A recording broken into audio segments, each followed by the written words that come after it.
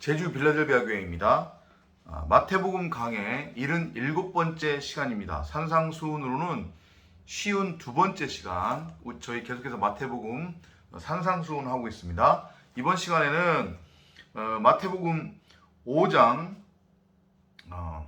40절, 41절 함께 나눠보도록 하겠습니다.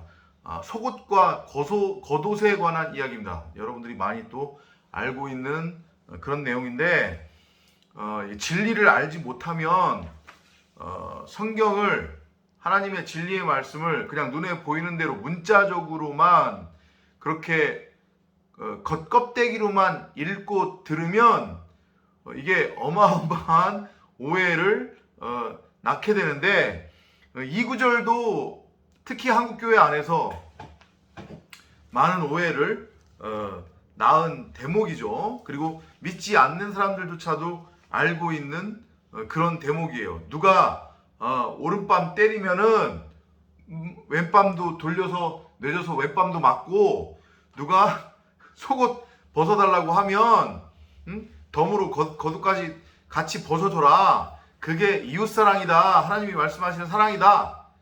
다들 이렇게 넘어가잖아요. 그죠? 얼핏 들으면 그럴싸한 내용인데 그런 내용 아니란 말이에요. 이거 다 지금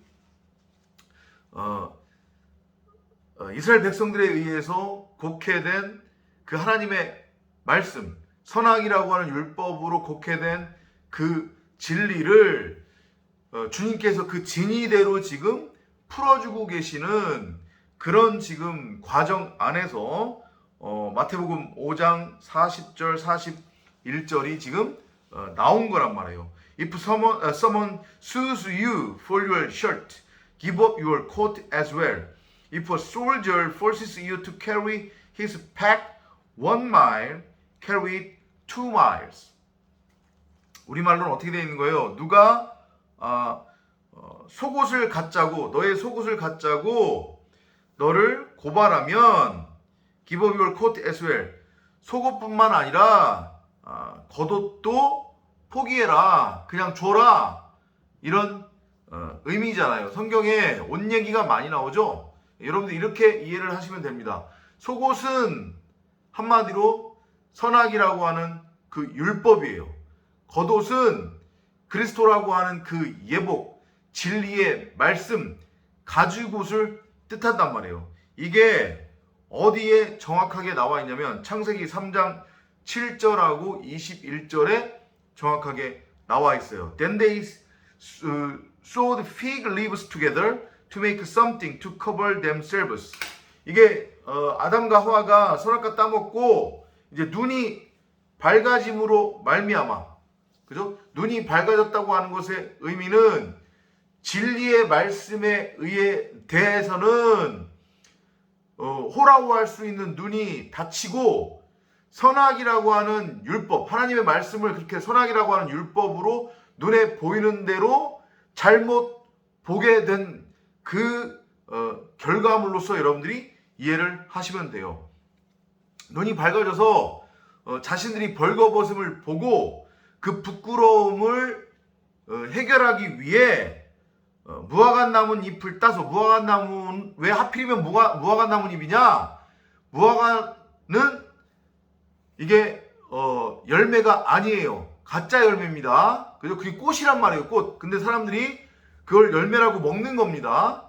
그런 비유적인 의미로 여러분들이 이해를 하시면 돼요. 선악의 율법은 그러니까 사람 입장에서 선악의 율법으로 곡해되는 그것은 하나님의 진리의 말씀이 아니라는 것을 지금 보여주기 위해서, 그리고 그 선악이라고 하는 율법으로는 우리를 덮을 수 없다는 것, 그것을 지금 말해주기 위해 창세기 3장 7절에서 이런 지금 얘기를 하고 있는 거예요. 그들 스스로를 덮기 위한 to make something, 어떤 것을 만들고자 그들이 무화과잎을 따서 그것을 짜서 옷을 지었대요. 이게 뭐예요? 이게 속옷이에요.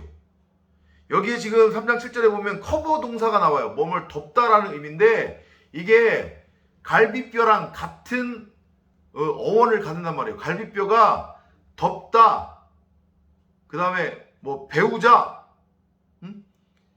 신랑, 남편, 이런 의미를 가져요. 근데 그게 커버, 덮다라고 하는 의미예요. 갈비뼈, 립이. 그러니까 우리는 그리스도 예수라고 하는 하나님의 진리의 말씀이라고 하는 그 남편, 그 신랑과 하나가 되어야만 비로소 덮여져서 연합이 되어 사람, 그리스도 진리가 될 수 있는 거란 말이에요. 이해되시죠? 마치 보아스와 룻의 이야기에서 보아스는 그리스도의 그림자였잖아요. 룻은 여러분이나 저예요. 룻이 어떤 처지였어요? 과부였잖아요. 과부, 남편이 없는 과부. 그 과부를, 남편 없는 과부를 신랑 되시는 그리스도 보아스가 찾아가는 거예요. 하필이면 언제? 한밤중에. 그래서 그가 그 빛으로서 룻에게 확 비춰지니까 어둠이 드러나는 거예요. 거꾸로 어둠이 결국은 빛이 되는 거겠죠. 그래서 둘이 하나가 되잖아요. 그 밤에 보아스가 룻을 가서 덮어주잖아요. 이불로, 옷으로, 겉옷으로. 비로소 둘이 연합 한 몸이 되는 겁니다. 그렇게 우리에게는 그리스도라고 하는 진리의 말씀이라고 하는 겉옷이 있어야 되는데, 아담과 하와는 겉옷이 아닌 속옷만으로 자신들을 덮겠다고 스스로 열매도 아닌 가짜 열매의 나뭇잎을 따서 그것으로 옷을 짜 해 입었단 말이에요. 속옷을 그렇게 해 입었어요. 이들한테 필요한 것은 겉옷이란 말이에요. 겉옷이 있어야 돼요. 속옷도 마찬가지로 있어야 되는 거예요. 왜냐? 그 속옷은 율법인데 결국은 사람 입장에서 율법으로 곡해된 거지, 그 율법도 진리의 말씀인 거잖아요. 그죠? 우리가 지금 산상수훈을 계속해서 공부하고 있지만 결국은 율법은 하나잖아요. 하나로 귀결되잖아요. 그죠? 여러 가지 율법 조항이 있지만 결국은 하나예요. 그래서 그 하나가 의미하는 건 뭐냐면 진리, 사랑, 그리스도, 하나님이잖아요. 그죠? 그래서 그것을 지금 보여주기 위해서 창세기 3장 7절에서 아담과 하와가 속옷을 해 입은 거예요. 하나의 속옷을 해 입었어요. 이거는 어디로 넘어가냐면 예수께서 십자가에 못 박혀 죽으실 때에 로마 병사들이 예수님의 겉옷을 4분의 1 고드란트씩 찢어서 나눠갔죠. 그죠? 그 겉옷은 그렇게 찢어서 나눠 가져야 되는 거예요. 그런데 예수님이 입고 있었던 속옷은 아무도 건드리지 않았어요. 근데 성경이 그 속옷을 어떻게 묘사하고 있냐면 통으로 되어 있는 속옷이래요. 하나로. 그러니까 이거는 나눌 수 없어요. 무슨 의미인지 이해되시죠? 통으로 하나로 이렇게 되어 있기 때문에 그냥 이렇게 쑥 다리를 집어넣어서 이렇게 입을 수 있는, 상상이 될 겁니다. 그런 모양의 속옷이에요. 그 속옷은 나눠지면 돼요, 안 돼요? 안 돼요. 왜냐? 그 속옷이 의미하는 게 뭐라고 했어요? 우리 방금 전에 율법이죠. 그러니까 인간 입장에서 율법으로 곡해된 게 속옷이잖아요. 근데 결국은 그게 뭐예요? 하나님의 진리의 말씀이잖아요. 하나라고 했어요. 하나. 그게 쪼개지면 돼요, 안 돼요? 안 되는 거예요. 그래서 예수님의 속옷은 찢어지지 않았어요. 그 속옷을 통해서 겉옷 진리로 넘어가는 거예요. 그러니까 누가 속옷 벗어달라고 하면 겉옷까지 주라고 하는 것의 의미가 뭐냐면 속옷이 결국은 겉옷이잖아요. 이게 율법인데, 사람이 곡해한 율법인데 이건 결국 하나라고 그랬잖아요. 진리. 그죠? 그러니까 이건 쪼개면 돼요, 안 돼요? 쪼개지면 돼요, 안 돼요? 안 돼. 그러니까 그 율법을 통해서 어떻게 해야 되는 거야? 겉옷이라고 하는 진리로 넘어가야 되는 거야.